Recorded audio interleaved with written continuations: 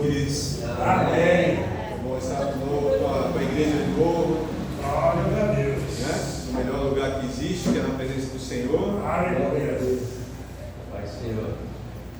A pastora Adriana me pediu para avisar que ela está meio doentinha, está se recuperando, levou esse tempo assim para se restabelecer, né?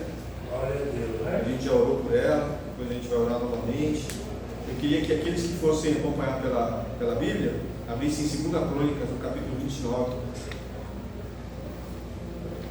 bom, obrigado.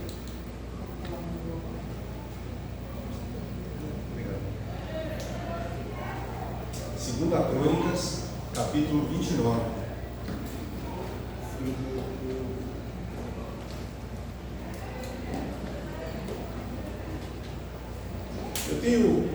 Eu ganhei da minha esposa essa Bíblia, a Bíblia King James. Eu tenho. A tradução dela é um pouquinho diferente do que a gente está acostumado, tá? Mas a essência é a palavra, né? A palavra é a mesma, né? Então pode não estranhe se de repente eu começar a ler aqui, tiver um pouco diferente na Bíblia de vocês, tá? Mas é 2 Crônicas, capítulo 29.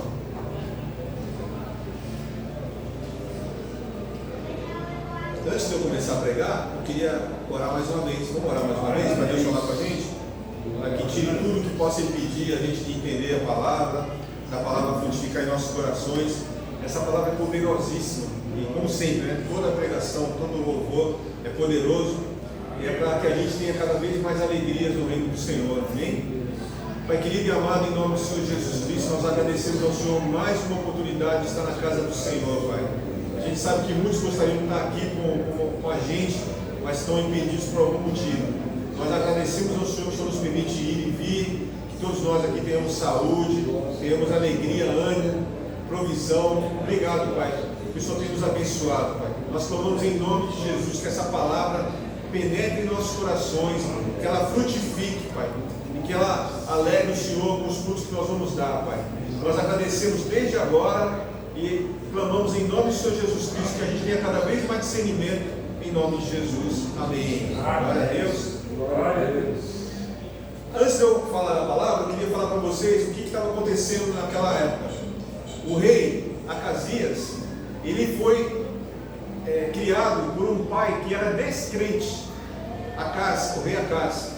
A palavra diz, se você for olhar os outros capítulos anteriores, que Acás fez muita coisa que desagradou o Senhor.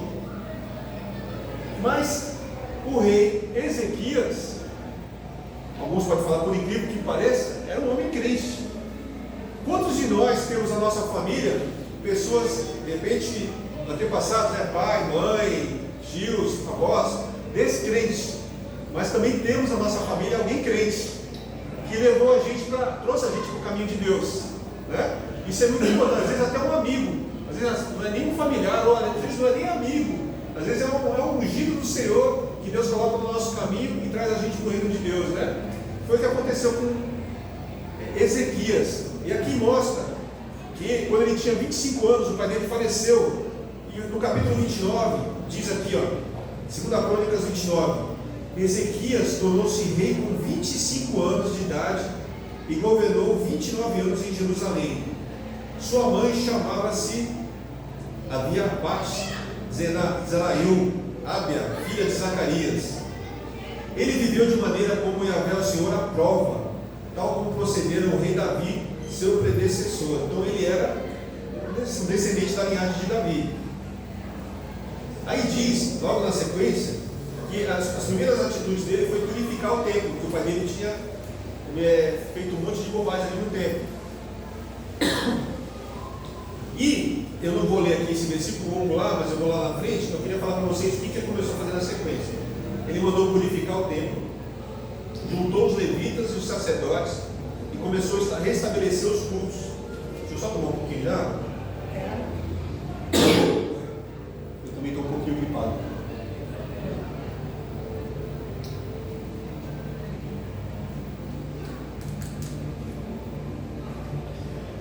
Aí no capítulo 20, no versículo 20, 29 e 20, está escrito assim: depois que ele mandou purificar o templo, está escrito assim: cedo na manhã seguinte, o rei Ezequias convocou os líderes da cidade juntos, subiram à casa de Yahvé ao Senhor, levando com eles 7 novilhos, 7 carneiros, 7 cordeiros e 7 bodes, com oferta pelo pecado de todos, em favor dos príncipes e da realeza do santuário e de Judá. O rei ordenou os sacerdotes, descendentes de Arão, que sacrificassem os animais no altar de Yahvé ao Senhor. Aí então ele manda purificar o templo, ele manda fazer sacrifícios, né, no templo. E agora eu queria que você prestasse atenção comigo, que no versículo 31, ele tem uma situação que ele manda fazer, que eu queria que você prestasse atenção, que é o seguinte, está escrito aqui, ó. Então o rei Ezequias, no versículo 31, tomou a palavra e exclamou: agora, pois, estáis consagrado a Yahvé, o Senhor. Aproximai-vos, trazei ao templo do Senhor os vossos sacrifícios e ofertas em ação de graças. Assim a comunidade levou os sacrifícios e ofertas de gratidão, e alguns voluntariamente ofereceram também holocaustos. Vou beber água de novo.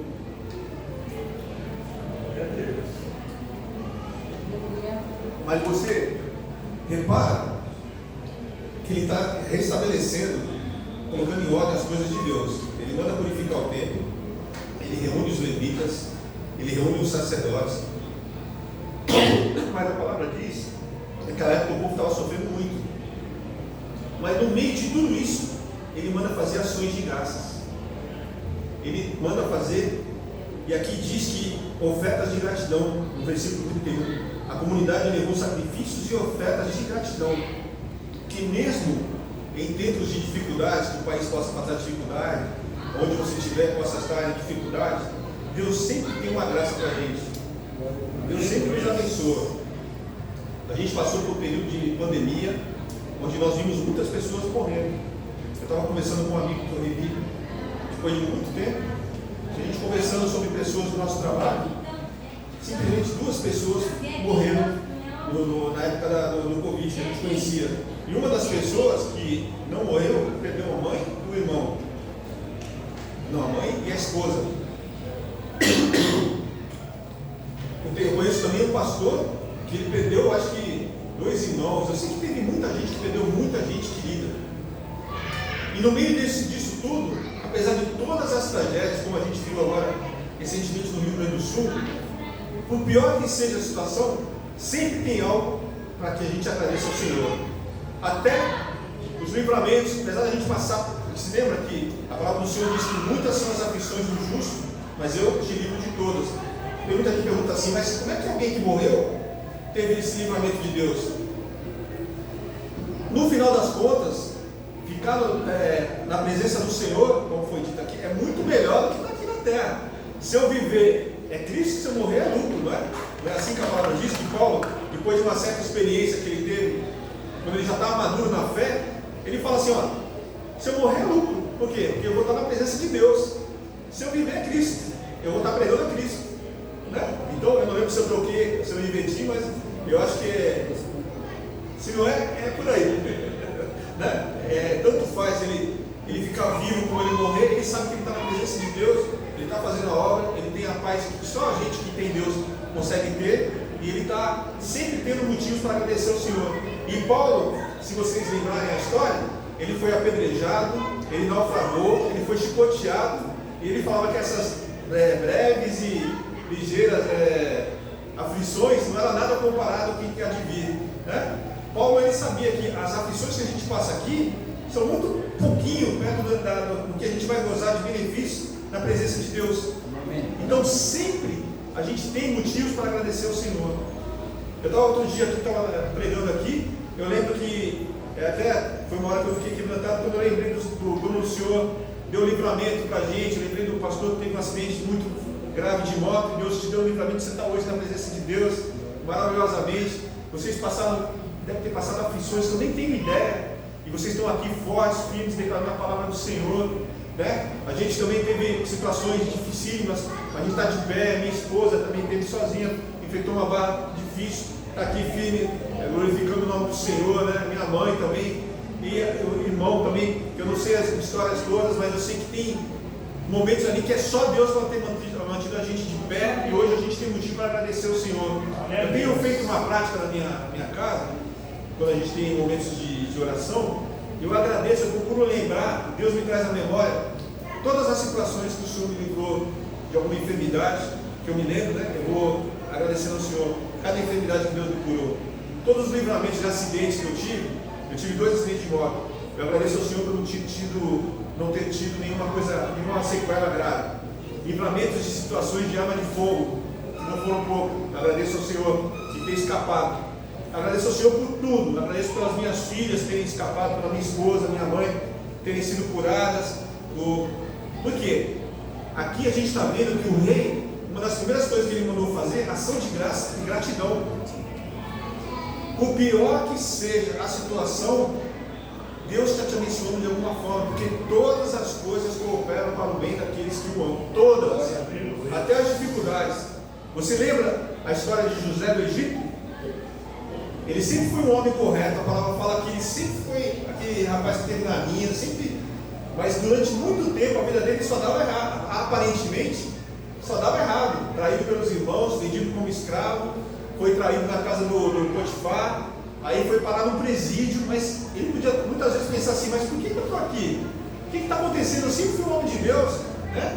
Mas sempre Deus reverteu toda aquela situação na direção que ele fosse abençoado e abençoasse todos os seus familiares, toda a sua nação. Se ele não tivesse passado por aquilo, ele não teria chegado próximo ao faraó, onde ele conheceu alguém que conhecia o faraó no presídio. Muitas vezes você vai estar num lugar que aparentemente não tem nada a ver, mas tem tudo a ver para Deus. É ali que ele vai fazer as conexões, é ali que ele vai fazer você avançar no plano dele, é ali que ele vai te trazer para a presença dele, mostrando para você e para mim que não tem mais ninguém para te ajudar a não ser Deus, naquele lugar onde você está. Amém? Deus é maravilhoso, por isso a gente tem que sempre fazer ações de graças, sempre ações de graça, porque a bênção que você pode estar esperando, aparentemente pode estar demorando, mas você tem muitas vezes para agradecer. Eu e você temos muita coisa para agradecer. Todos os dias a gente tem vezes para agradecer. A gente tem comida na mesa, quando muitos não têm, estão na rua aí, na sarjeta. A gente tem uma roupa para vestir, uma casa para dormir, uma família para amar. Isso é porque Deus é maravilhoso, Deus é poderoso. Amém? Por maior que seja a dificuldade, a gente tem motivos para adorar e fazer ações de graças ao Senhor. Amém? Ações de graça. Você viu que ele estabeleceu ações de graça e gratidão. Se você for ver no finalzinho desse capítulo, no versículo 36, está escrito assim: o rei Ezequias e todo o povo regozijavam-se com o que Deus havia feito por toda a nação, e tudo em tão pouco tempo. Quer dizer, eles agradeciam a Deus, eles reconheciam que Deus tinha feito muita coisa pela nação em tão pouco tempo, né? E ele já começou a restabelecer todas as atividades religiosas, né? E o que acontece? Você vê que era um homem que ele tinha intimidade com Deus, para ele fazer isso, para ele fazer ações de graça. O que acontece com o homem que tem intimidade com Deus? Ele começa a viver os milagres de Deus. Queria que você fosse comigo, 2 Crônicas 32, 20.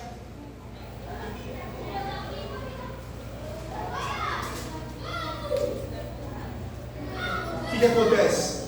2 Crônicas 32, 20, nessa época, o povo, o reino de Ezequias, Israel, estava cercado pela Síria, e estavam fazendo uma pressão sobre eles, sobre todo o povo, falando que viriam sobre eles e iam matar todos eles, se eles não se entregassem. Mas Ezequias sempre confiou no Senhor. No capítulo 32, versículo 20, está escrito aqui que ele, cercado por uma nação inimiga, está escrito assim: diante de toda essa situação amedrontadora, o rei Ezequias e o profeta Isaías, filho de Amós, clamaram em oração a Deus dos céus. Então Yahvé, o Senhor, enviou um anjo que aniquilou todos os experientes soldados, líderes e oficiais no próprio acampamento do rei assírio, de forma que este bateu em retirada para suas terras sob profundo sentimento de derrota e vergonha. E certo dia, ao caminhar pela nave do templo do seu Deus, alguns de seus próprios filhos investiram contra ele e o assassinaram ao fio da espada. O que aconteceu aqui é que eu fui muito rápido, mas se você ver com mais tempo, você vai ver que o anjo do Senhor, um anjo que Deus mandou, matou 180 mil soldados inimigos que estavam cercando a nação, pela oração que Ezequias fez junto com Isaías. E só essa oração resolveu a guerra que eles estavam passando. Uma oração livrou ele e todo o povo. Depois, se você avançar comigo para Isaías 38, você vê que o profeta Isaías estava com ele ali, né? Vamos para Isaías 38.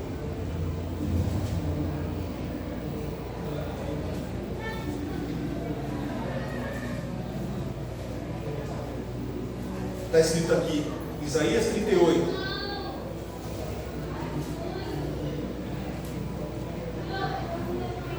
Por aquele tempo, Ezequias ficou muito enfermo à beira da morte. O profeta Isaías, filho de Amós, foi visitá-lo e lhe declarou: assim diz Yahvé o Senhor, põe em ordem a tua casa enquanto vai morrer. Não te recuperarás dessa doença. Olha só, ele sabe que o Isaías era muito usado, né? Todos nós sabemos, né? Ele presenciando tete a tete Isaías, de repente Isaías, usado pelo Senhor, fala para ele: ó, arruma a tua casa aí, que Deus vai te levar, você não vai escapar dessa enfermidade. Ele fala: nossa, Deus está falando comigo através do profeta, que não falha, tudo que ele fala acontece. Olha o que ele faz. Então, no versículo 2, Ezequias virou o rosto para a parede e clamou ao Senhor, Yahvé: ó Senhor, lembra-te que tenho andado na tua presença, de como tenho te servido com fidelidade, integridade de coração e sincera devoção, e tenho realizado tudo quanto é agradável aos teus olhos. E Ezequias chorou com grande pesar. Contudo, veio a palavra do Senhor ao profeta Isaías: vai, Isaías devia já estar saindo do palácio, né? Vai, no versículo 5, comunica a Ezequias: eis a palavra de Yahvé, o Deus, o Senhor, o Deus do teu antepassado Davi. Ouvi, pois, a tua oração e observei teu lamento e as tuas lágrimas. Acrescentarei 15 anos à tua vida. Vem, você vê? Na primeira vez que nós vimos aqui, esse homem que tinha ações de graça, fazia ações de graça, fez questão de restaurar o relacionamento com Deus, colocando os levitas para purificar o templo, os sacerdotes para declarar a palavra, começou a restabelecer os cultos, fez ações de graça. Ele ora, Deus manda um anjo e derruba o exército inimigo. Ele ora, Deus dá mais 15 anos para ele. Porque é um homem de intimidade com Deus. Quanto mais intimidade a gente tiver com Deus, mais ações de graça nós vamos fazer para Deus, mais gratidão você vai ter por Deus. Muita gente, quando vai orar, só pede: eu quero isso, eu quero aquilo, eu quero não sei o que, eu quero não sei o que. E os agradecimentos? Vocês se lembram quando Jesus Cristo curou, se não me engano, 10 leprosos? Depois, quantos voltaram para agradecer? Ele perguntou: cadê os outros? Isso mostra que Deus está atento a quem volta para agradecer, quem tem ações de graça. Vou mais água aqui de novo.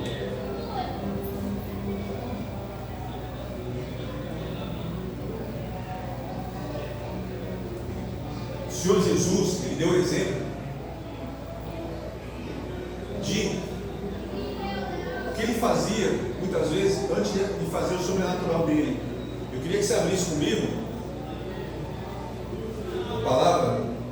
E, antes de mais nada, Paulo falou em 1 Tessalonicenses, no capítulo 5, versículo 16: em tudo dai graças. É uma ordem que a gente tem de Deus.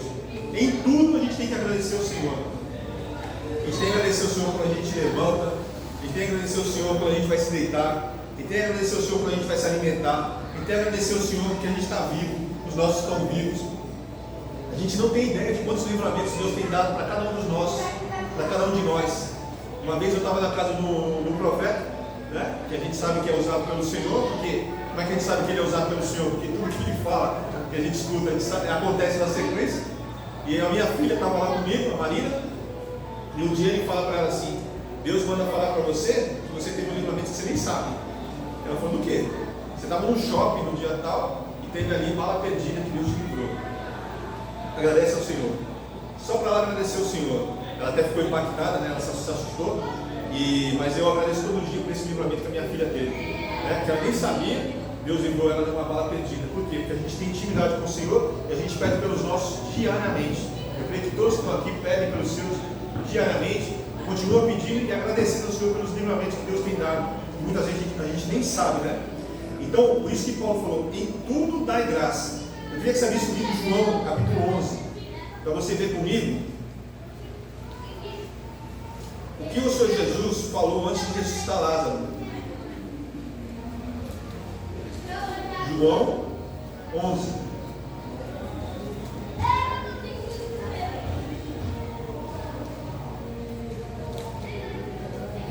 Quando levaram Jesus, né? Marta falou para ele que quando ele mandou tirar a pedra, ela falou assim: Senhor, ele já cheira mal, pois já se passaram 4 dias. João, capítulo 11, no versículo 40, está escrito assim: que Marta encorajou a Jesus, né? E ele fala para ela assim: eu não te falei que se creres verás a glória de Deus? Então tiraram a pedra da entrada do lugar onde o moço estava deitado. E Jesus, olha só, antes de ele fazer qualquer coisa, antes de falar qualquer coisa com Lázaro, ele levantou os seus braços, seus olhos aos céus e agradeceu, antes de fazer o milagre. Olha só a chave do sobrenatural aqui. Antes de ele fazer qualquer coisa, antes de ele pedir qualquer coisa, ele agradece para Deus. Ele está agradecendo antes. E está escrito aqui: Jesus levantou os seus olhos aos céus e agradeceu: Pai, dou-te graças, porque me ouviste. Olha só. Aí em seguida ele fala: eu sei sempre que me ouves, mas disse isso por causa da multidão que estás no meu redor, para que creiam que tu me enviaste. E tendo dito essas palavras, clamou em voz alta: Lázaro, vem cá fora. Então o homem que havia morrido saiu da gruta, tendo os pés e as mãos atados com faixas de linho e o rosto envolto com um pano. E Jesus orientou-os: e tirais a faixa dele e deixai-o seguir. Você reparou que antes dele ressuscitar Lázaro, ele deu graças para Deus, porque Deus sempre escuta ele, né? Queria que você visse também comigo Marcos 6, versículo 41. Marcos 6, 41. Quando Jesus vai multiplicar os pães, vamos ver o que ele fala. Marcos 6, 41.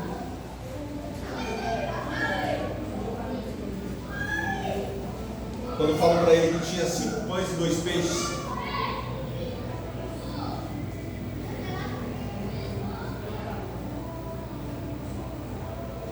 Marcos 6, 41.